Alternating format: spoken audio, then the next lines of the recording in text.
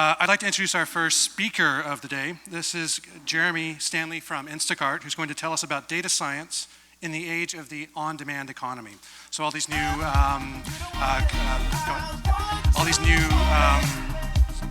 grocery delivery companies, are they going to be another Webvan, or will it be different this time? Thank you, Jeremy. Hey everybody, I'm Jeremy Stanley. I actually grew up in Kansas, so this is remarkably, like home for me. So I wanted to spend a little bit of time today talking about data science at Instacart. I run data science there, and that covers things like the logistics side of our business, which is critical for helping us achieve profitability. Also, search and discovery for personalization and growing both sides of the marketplace.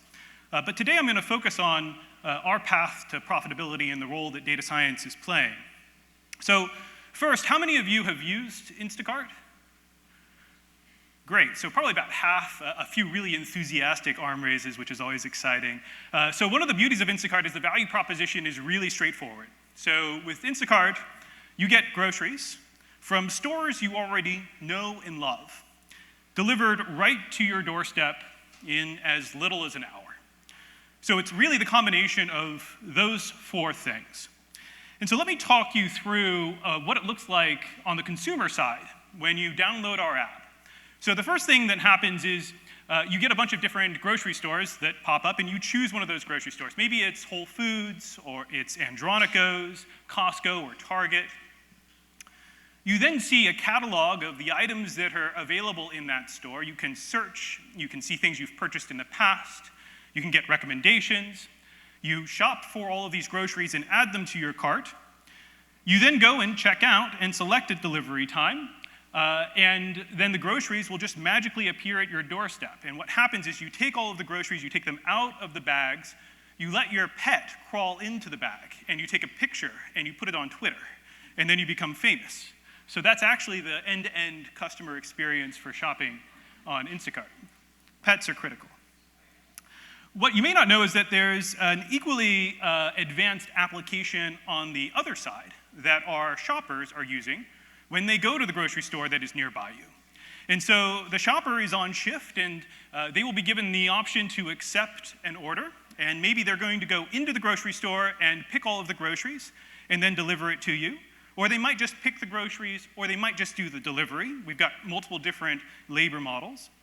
So suppose this person is going to do the full order. They will accept the order, they'll drive to the grocery store, and they'll be given a list of all of the items that they need to find for you.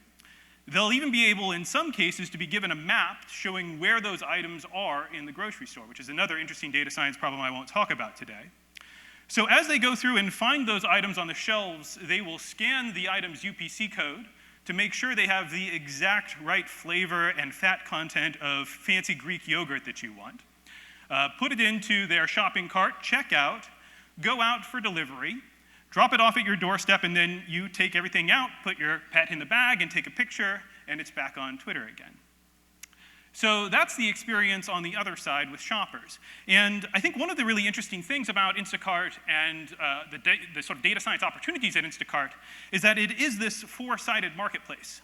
You have customers and shoppers interacting in kind of the obvious way. There's a customer service angle. If they don't have the exact Greek yogurt that you want, they're going to need to select a replacement, and they may even communicate with you in real time about that. And then the shoppers are going to actually deliver the groceries to you. The third part of the marketplace is the stores themselves. The shoppers are doing the shopping in these retail environments. The stores and the retailers are making the inventory they have available to the customer for them to do the shopping. And there's a lot of brand loyalty between the customers and the retailers. And then the fourth side of the marketplace is the products themselves. The shoppers are having to pick those products on the store shelves, and customers are searching for these products, getting recommendations about the products, and then there are a tremendous amount of advertising opportunities for CPGs, consumer packaged goods companies, to intelligently advertise to customers. So data science can be used across all of these dimensions. What I'm really going to focus on is the center of how do we optimize the delivery between the shoppers and the customers. So why does that matter so much? Well, it really comes down to the question of, can Instacart succeed? And by succeed, I mean kind of wildly successful. And so there are three things that are key to that. First is you have to have a huge market. Well, we're good there. Groceries, just in the US, is a $600 billion market. The second thing you have to have is a product that customers love. And I think we're good there as well. It's something that we can always improve upon. But we get a lot of tweets of just emphatic customers that love the experience of being able to buy their groceries online and have them delivered to their doorstep. And so the final question is, can you do this profitably? Can you make money every time you go out and pick groceries and deliver them to someone's doorstep? Or does it go the way of Webvan from over a decade ago, with lots of infrastructure, lots of cost, and ultimately it was unprofitable? So let me take you through what the unit economics look like for Instacart, just so you understand the different parts of this equation. So at the very top, we have delivery fees, what we charge for an individual customer to place a specific order. We also have tips. Those go directly to shoppers and help cover a lot of the wage costs. We have product partnerships, companies like Procter & Gamble or Coca-Cola that are doing advertising or offering coupons and deals on the Instacart application. And then we have partnerships with retailers like Whole Foods. We recently signed a 5-year extension, exclusive partnership with Whole Foods to do online delivery for them. We just signed Publix in the Southeast, which has almost 1,000 stores in the Southeast, states like Florida. So those are all of the ways that we make money on the top of the line. And then the question is, well, what are the expenses underneath? First, there's transaction and insurance costs. These are fixed processing costs and insurance for moving all of these people and goods through our cities. And then really it's the time it takes to do the delivery. How long does it take to pick all of the groceries in the store? How long does it take to drive to the store and then deliver the groceries? And optimizing that time is really the key to the bottom line in making the unit economics work. So this is the progress that we've made since we focused aggressively on the optimization of the time. The y-axis is just percent of the max time that it took us when we started the initiatives that I'm going to talk about today. And so it indexed up to 100%. And you can see we've cut out almost 40% of the time that it takes to deliver groceries. And we're still aggressively pursuing this, and our next goal you can see is out there in the future. We see opportunities to go even deeper than that as we change even just the physics of how we deliver groceries. We hit profitable unit economics already in the past, and so now as we can take more time out of the delivery process, we can give that back to our customers in terms of a better value proposition for them. So what are some of the challenges from a data science perspective? I think the first one is the marketplace dynamic itself. It means that there are a lot of different opportunities to apply data science. But also, every time you build any kind of a data science application, when you've got 4 different constituencies, you tend to have 4 different objective functions, 4 different sets of constraints, and all of the pairwise interactions of how that data science application might affect the relationships of all of these entities. So reasoning about things can be pretty complicated, and there's a lot of surface area to apply data science. Variance is another really important challenge. The weather is constantly disrupting our drivers. Special events are happening in every single city. The Pope goes and visits different cities in the United States and completely disrupts all of our deliveries in those cities. Traffic patterns are constantly evolving. And then there's time. We're trying to deliver groceries in an hour. And that's just fundamentally more difficult than trying to do it in 24 hours, the way that, say, an Amazon would traditionally do this. You have to go and select all of these groceries from the shelves of the store. I can't do that for myself in less than an hour. Then you have to stand in line, right, check out, and then you've got to go and drive to the customer address and park your car. In some cases, our shoppers park their cars underneath other cars in order to get the delivery on time. So that's really an important component of the challenges we face. So in order to optimize the minutes, and we have a saying at Instacart, it's one of our core values that every minute counts. There are 2 really big questions. The first one is, can we effectively balance supply and demand? We're constantly staffing shoppers on one side who we really need to keep busy in order for them to make productive wages and be efficient. And on the other side, we have variable demand coming constantly from customers. How do we keep those things in balance? And then the other piece is, okay, suppose we've balanced supply and demand, and we've got 1,000 orders to fulfill in the next few hours. We've got 200 different shoppers, different role types, spread out throughout a city at different locations. What's the optimal routing? Which shopper should go to what store at what time and deliver what sequence of orders in what path to ensure that this all moves as quickly as possible? So I'll take a couple of issues from both of those sides. So the first one is actually measuring what demand even is. In the past, is itself an interesting data science problem. So it's weird because this has already happened. I ought to be able to just query Redshift and get a deterministic answer about what demand was at any given point in time. But the problem is we don't really measure demand. We measure successful orders on one side and kind of visitors on the other. A visitor comes to the site and they will build a basket and then choose a delivery time. And they may see some of those times are not available. They may see busy pricing or surge pricing on other times, and they may decide to walk away.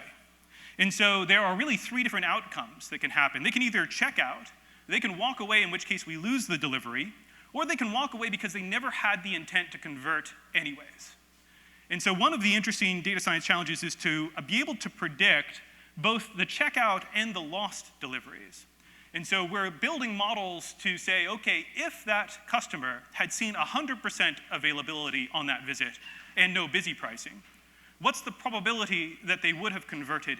And then let's go back and score every single visit in order to estimate the expected number of deliveries we would have had if we'd had an infinite amount of supply and no constraints on our ability to deliver. And that's a really critical business metric for us, but it's also a critical optimization metric for us. We need to know that in order to know how to change our staffing and optimization in the future. Another big challenge is forecasting. So we need to know how many customers are going to want their groceries delivered in San Francisco next Sunday at 7 p.m. But we also need to know, how many of them are going to want delivery from the Potrero Whole Foods, because that's the closest retailer to them. How many of them are going to want delivery in the next 2 hours versus some hour scheduled into the future? And so this breaks down into an awful lot of cells of forecasting data that you want to be able to update continuously. And it's really, really difficult. We started out with very simple things. Just take past experience, do some exponential decay, and say that that's a reasonable proxy for what's going to happen in the future. We then spent a fair amount of time doing outlier removal, trying to remove the Pope visit so that it doesn't bias our staffing and expectations in the future. We've applied time series models, honestly not to much success. It turns out that there is so much volatility in demand that very, very simple techniques here are oftentimes the best. Just take the median of what occurred over the last 4 to 6 weeks. So it was an interesting and kind of humble place where we've realized that some of the sophistication of data science really isn't necessary. We are doing things where we are building simulation models so that we can say, well, what should we do given how we fulfill? How do we link our staffing and fulfillment together? And let's run through a simulation of what's going to happen under different levels of variance of customer demand so that we can optimize the system as a whole. We're also doing things like having our analytics team work to identify all of the special events happening in every city, every month, on every day, and going back and making a data-informed decision about whether or not to increase or decrease our expectations of demand. And we back-tested that after having done it for several months, and those adjustments that are kind of very intensive are only right about 80% of the time. But that's a lot better than just guessing and having 50% of the time be right. So then let's switch and talk about fulfillment. So given we've done our best to satisfy balancing supply and demand, how do we optimize the fulfillment process? Well, let's take a simple example. Suppose we have these 3 orders, and time is on the x-axis, and so they're all placed at different times, and there are delivery due dates in the future that are staggered. Well, the first thing that we need to do is decide which retailer are we going to pick these from. Suppose that they're all going to be picked from the same retailer. Then maybe there are 2 shoppers that are dedicated to picking groceries in the store. And we need to forecast for each of those shoppers how long is it going to take them to pick the groceries that are in each of these orders. And so maybe shopper 1 can do order 1, and shopper 2 can do order 2, and then order 3 back to back. We then take all of those orders and put them into a batch and have a single delivery driver pick up all 3 orders at the store location, They'll then deliver order number 1, hopefully just in time before it's due, then deliver order number 3, just before it's due, and then order number 2, just before it's due. And so for that delivery driver, we need to know what's the chance they're going to be there on time to pick up the delivery, and then how long is it going to take them to do each of these subsequent deliveries. So I think here, one of the things that we've realized early on is the variance in the expected outcomes of all of these times is almost more important than the mean. So it's not enough just to know that it's going to take 30 minutes to pick these groceries. If there's a 20% chance that it's going to take 45 minutes, and I'm reliant upon the pickup happening at a certain timestamp, there's a good chance that any one of those first 3 picking times could delay the pickup event. And then subsequently, even if the delivery driver makes all of the deliveries on time, they could be late for all 3. And so we end up estimating the distributions of these times and looking at the probability that any given sequence of these deliveries will result in late deliveries and optimizing against that probability rather than against the expected time itself. We use gradient boosting machines because we've got very complex time and space features. We try to update the predictions constantly because you're getting the lat and long of the shoppers as they move through the picking and the delivery. And we have to scale this to literally millions of predictions per minute because we've got all of the shoppers, all of the orders, and all of the possible sequences that we're evaluating, and we need to be able to score them all in order to make informed decisions. So it has to be a pretty scalable solution. Then there's the really fun piece of how do we optimally route the shoppers? And so maybe we've got 1,000 orders, and we've got 1,000 shoppers. If those shoppers can do 4 orders in every single trip, that's about 400 million combinations that we need to evaluate. For every one of those combinations, we'd like to know what's the expected number of items that they will find for every one of these orders, given the potential inventory that's available in that store. We want to maximize the probability that they will deliver them on time. And then we want to minimize the total time spent doing all of the deliveries. So some of the things we've learned in trying to solve this, the first one is it's pretty easy to start out by just introducing constraints. So perhaps a simple constraint is, don't choose any retail location if you expect the number of items that you won't find for a given order is more than 0.5, that expectation. So just put that in as a hard constraint and filter them all out. That's a reasonable place to get started, and it eliminates one of the objectives immediately. But we found huge gains in avoiding doing that wherever we can, and instead trying to unify all of these objectives. So understand how important are all of those 3 relative to each other, put them into the same scale, say the happiness of the customer, some expected impact on happiness, and then optimize for that unified objective.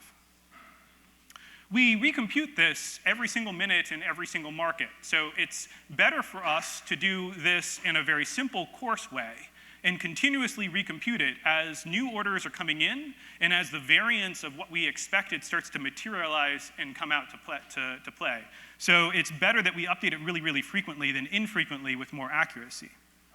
We started with really greedy, simple heuristics, but then have been able to take sub-problems. It turns out there's probably 3 or 4 different sub-problems here that can be optimized independently without big compromises, and start to solve those sub-problems optimally. Like, just what deliveries do you want to batch together? Ignore the assignment problem to shoppers and just try to solve the batching problem better. And then finally, we wait to the very last minute to make any dispatching decisions. So it's important that we kind of delay action. If you make a delivery order and you watch our system behave, it's constantly changing its mind, minute to minute, on who's going to do what. And so it's important for us to wait to the very last minute before we actually make the assignment.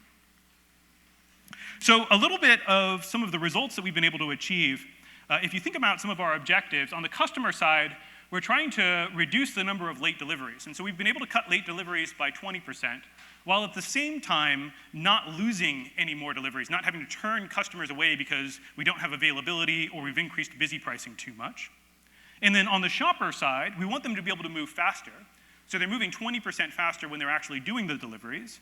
And then they're about 15% more busy. So if they were, say, 70% utilized in the past, today they're 85% utilized. I think what's been really interesting is that you have to, when doing these kinds of complicated multi-objective problems, you have to look at your progress on all of the objectives simultaneously. We started out with relatively low lost deliveries and low utilization, and it was very easy to quickly move into a situation where we had high utilization. Our shoppers were very efficiently utilized, but we were also losing lots of deliveries. And the really hard work was then to bring that back down into the right so that we were in a fundamentally better position on both of the metrics. So a little bit about how we organize at Instacart in order to achieve some of these things. So first, our engineering organization is mission-driven. We have about 15 different product teams. Those product teams have a singular mission. They're trying to make the shopper app as great as it possibly can be in order to make sure the shoppers are happy and moving as fast as they can move. Or they're trying to balance supply and demand, and so they're really laser-focused on maximizing utilization while at the same time reducing lost deliveries. Or they're trying to improve the customer experience in the customer app as much as possible. So there are 15 of these teams, and they operate independently, and each team is integrated. They have all of the skills that they need in order to accomplish their mission, with one giant open code base so you can touch any part of the Instacart applications. The teams may have a designer, an engineer, a few engineers, they'll have a product manager, they'll have data scientists that are directly integrated into the team, reporting into the technical lead of the team who may themselves be a data scientist. Then, when we have issues that cross multiple teams or cross both engineering and the operations, the people side of the business, we'll create what we call working groups. These will be across the company, and they'll have one single-threaded leader. We try to do them really rarely, no more than a couple at a time. They're fundamentally matrixed, and you have to make sure that they're empowered to drive meaningful change. Some of the principles that we operate on, the first one is urgency. We set really clear goals. We want to achieve this value for this metric in 3 months, and we don't want to regress on this counter metric. And we make those goals uncomfortable. And then we work incredibly hard as an organization to achieve them. So Mario Andretti said that if everything seems under control, you're not going fast enough. I love that quote, and it's very much how I feel at Instacart, and it makes me feel alive every day. We're also very transparent. We use Quip extensively. We try to share everything and make it by default open. And then there's a very clear sense of ownership and accountability. So our CEO, every single week on every one of our critical goals, will send an update of exactly what's happening, good, bad, and ugly, and what our plans are to continue to push forward on that objective. So there's an awful lot of accountability, and we measure our performance closely. So that's our story at Instacart. We're hiring. Feel free to reach out to me directly on Twitter at @JeremyStan. And I think I have a couple minutes for questions. I think we have time for maybe one question for Jeremy. Questions in the audience? Sir?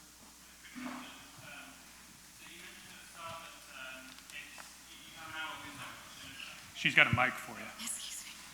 If she can get past the camera. Hello? Yeah. You mentioned at the start that you have an hour window to deliver in. Yeah. I was just wondering, I would imagine from my own perspective, there would be different users that would have different sensitivities to time. And it wasn't clear to me that trying to optimize for delivering within a 1 hour window is the right thing to do for everyone. Maybe people would be more sensitive to, you agree a window beforehand and you deliver close to that window, or maybe other people are more sensitive to things like the fraction of items which weren't included successfully and so on. Do you have any data to support this hour window? Yeah. So I'll tell you a couple of things. One is we have done a lot of different experiments varying the length of that window. We have increased it in some cases, which gives us more flexibility. We can be more optimal. It may ultimately cost the customer less if we increase the length of the window. We can also narrow it, and then you can plan your day even more aggressively. So I don't think the jury's still out on how we're going to evolve this over time. Right now, we're leaning towards, in some markets, shrinking the window to see what we can do, and then in other markets, actually making it quite wide, so that we can, in essence, increase delivery density by having a lot more flexibility in the window. What we have done from a data side is analyze how much does the timeliness of the order affect the customer's happiness compared to being able to get all of the items that they want. And what's interesting about the timeliness is if I set a 1 hour window and I do the delivery in the last 5 minutes, you're about as angry as if I'm 10 minutes late. I actually have to get there 20 minutes before the window ends in order for your happiness to be maximized. And you're quite happy if I'm 10 minutes early, even before the window starts. Like I show up 10 minutes before the window you selected. 20 minutes, you're still happy. 30 minutes, you're like, okay, that's kind of weird. And 40 minutes, you're about as angry as if I'm 5 minutes to the end. So it's really clear that there's a lot of human psychology in how you set these windows. And I like Tim Urban, Wait But Why. He's written in the past about happiness is the difference between expectations and reality. And so when we set these windows, we're setting your expectations. And if we can beat them, you're going to be a lot happier. So still more for us to learn about how to optimize it, but it's an interesting part of the business.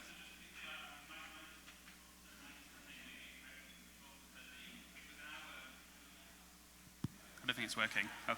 It's an hour from when you select the order that it gets delivered. Is it? So maybe that's wrong. And is it not? Is it the case that you select a future hour window? So you can select it in an hour from your point of checking out, but you can also say, I'd like to have it at 5 to 6. Maybe you're at work or you're on the train, and you know you're going to be home at a specific time in the future, and you'd like to have the delivery then.